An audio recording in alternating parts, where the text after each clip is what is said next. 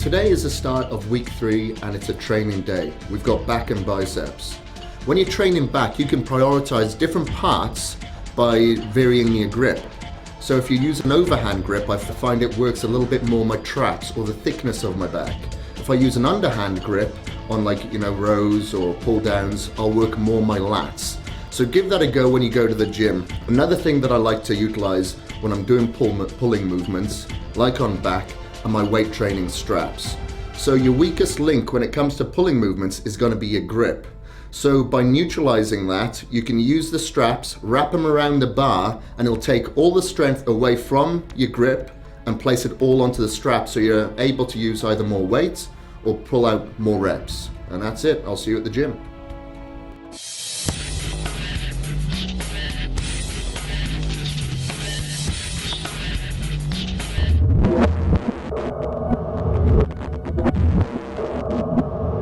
Our first exercise of the day is going to be reverse grip pull downs.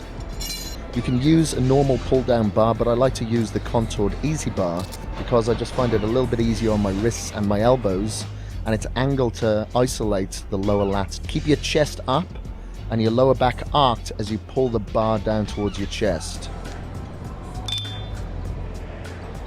Keep your elbows as close to your torso as you bring them back as far behind you as possible. And focus on pulling your shoulder blades together and hold that contraction for a moment and then slowly return the bar. The underhand grip will also develop the lower lat muscles, giving the appearance of thickness and fullness to that V-taper. Wide grip lat pull downs focus a little bit more on the width of the upper lats, and on the reverse grip it's a little bit narrower than a traditional wide grip pull down.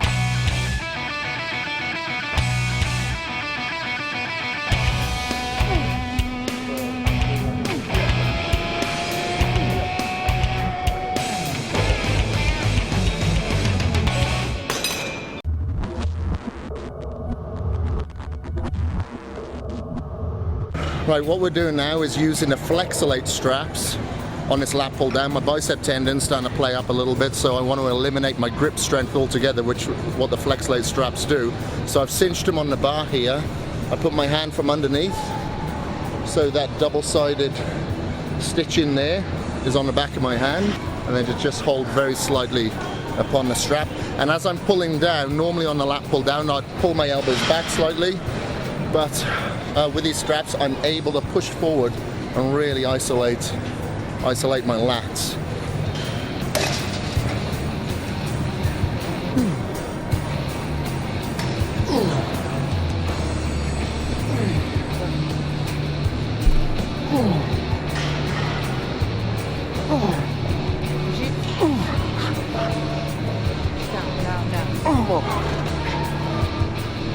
Work.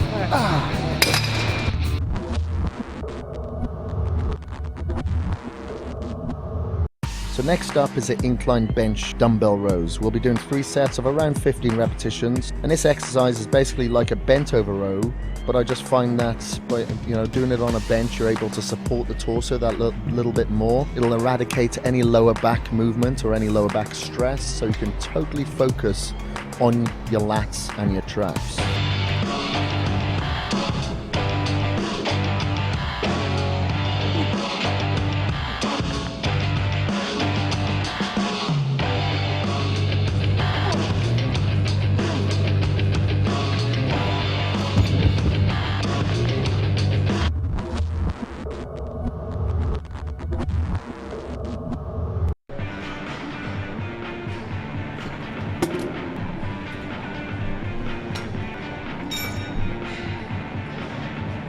So the exercise we're doing now is close grip pull-ups with the legs elevated.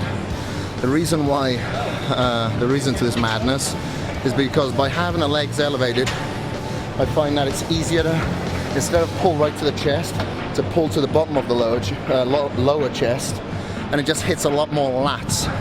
Not only that, you're really kind of working your abs as well, your core muscles. So at this moment we're just training abs once a week. And I find this is a really good ab exercise as well, so you're hitting your lats, hitting your abs at the same time. Perfect exercise to do if you're tight on time as well.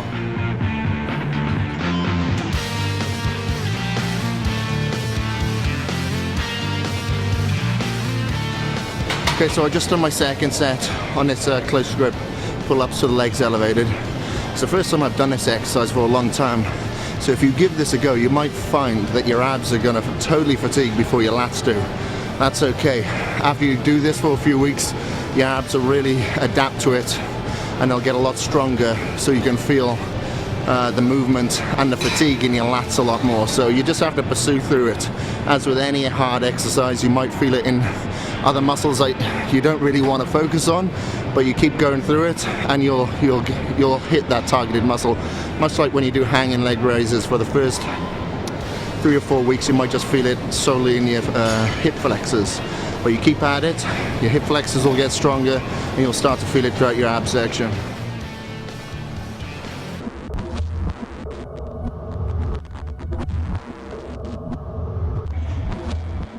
For the last 3 exercises, we'll be shredding our biceps. So the first up is alternate dumbbell curls of around 3 sets of 12 repetitions. So I'm starting out standing just to warm up and get the blood flow into the biceps, into the tendons, warm up those joints, and then I'll increase the weight and sit down for my working sets just to really isolate that muscle a little bit more and prevent too much swinging.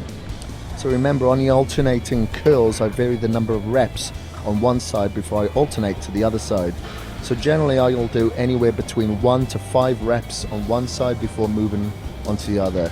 And this technique, just shocks the muscles just that little bit, keeps your body guessing, keeps the training interesting, just doing something a little bit different to what you've done the week before. So try to get a good range of motion with this movement by coming down as far as you can to fully elongate the muscle before you contract it.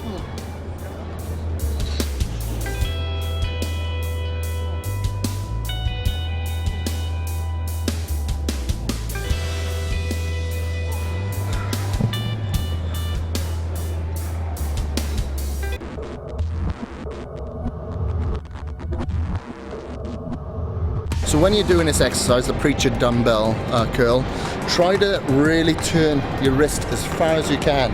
The further you turn it around, the more you'll get that peak of your bicep.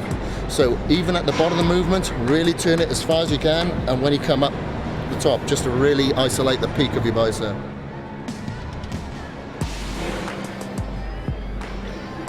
So as you fatigue, you can have a lifting partner help you get out some forced reps just to make sure that you finish strong. You really want to break down every muscle fiber that you've got left now.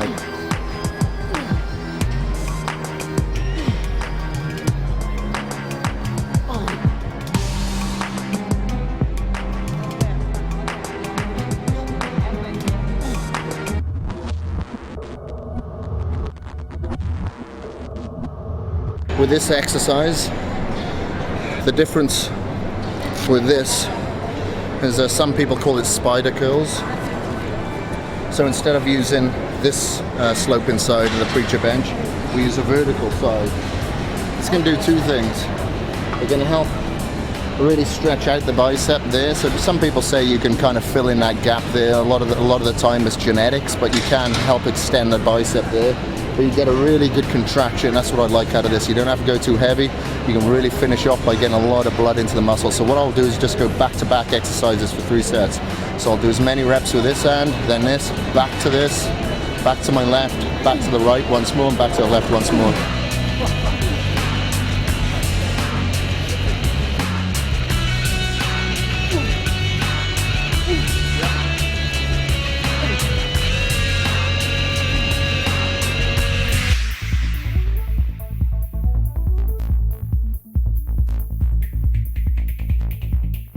So what I'm going to do now, I've got to do a radio interview for bodybuilding.com. I'm going to go and do that. Then I'm going to do my cardio. I've just had my post-workout shake.